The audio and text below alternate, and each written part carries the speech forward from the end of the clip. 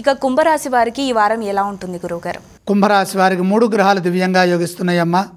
తృతీయంలో రవి, షష్ఠంలో కుజుడు, ఏకాదశి శుక్రుడు. బ్రహ్మాండమైన శుభ ఫలితాలుంటాయి. ఉద్యోగంలో కలిసి వస్తుంది. ఉత్సాహంగా తీసుకునే నిర్ణయాలు మేలు చేస్తాయి. ఆత్మవిశ్వాసం ముందుకు నడిపిస్తుంది.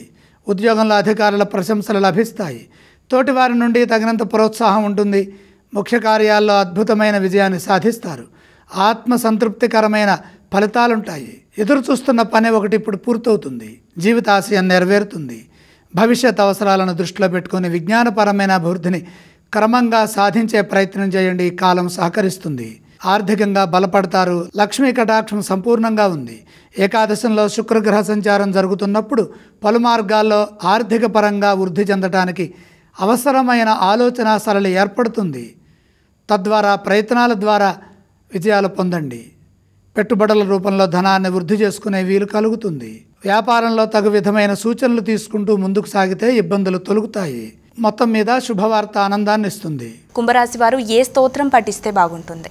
కుంభరాశి వారికి లక్ష్మీ కటాక్షం అధికంగా ఉన్న వేళ లక్ష్మీ ధ్యానం చేయడం చాలా మంచిది.